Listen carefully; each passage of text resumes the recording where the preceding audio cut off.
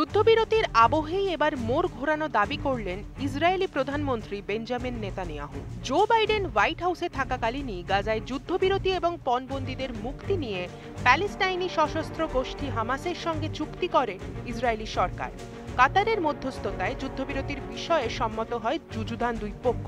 এ পর্যন্ত সব ঠিক থাকলেও বৃহস্পতিবার সকালে নেতানিয়াহুর দফতর যুদ্ধবিরতির সম্ভাবনা নিয়ে প্রশ্ন তোলে।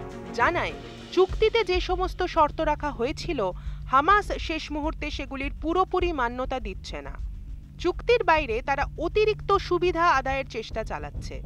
এই পরিস্থিতিতে মন্ত্রিসভার বৈঠক পিছনোর ইঙ্গিতও দেওয়া হয়েছিল। জবাবে হামাস নেতা সামি আবু জুহুরি বলেন, হামাস সংঘর্ষ বিরতির চুক্তিকে মান্যতা দিচ্ছে না বলে নেতানিয়াহু যে দাবি করছেন তা ভিত্তিহীন।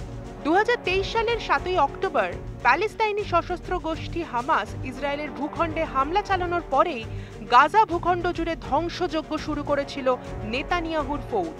ইসরায়েলি হামলায় প্রায় 53,000 প্যালেস্টাইনির মৃত্যু হয়েছে গত 16 মাসে।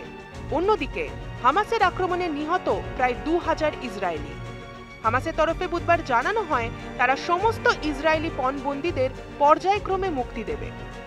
জানানো হয় যে এই যুদ্ধবিরতি হবে 3 ধাপে, যার একটি ধাপ সম্পূর্ণ হলে তবেই পরেরটিতে এগোনো হবে।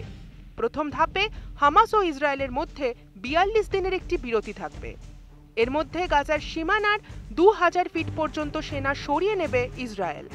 হামাস 33 জন ইসরায়েলি বন্দীকে মুক্তি দেবে, তার পাল্টা 100 জন প্যালেস্টাইনি বন্দীদের মুক্ত করবে ইসরায়েল। প্রথম পর্যায়ে গাজা ও মিশর সীমান্তের ফিলাডেলফি করিডোরে থাকবে নেতানিয়াহুর বাহিনী।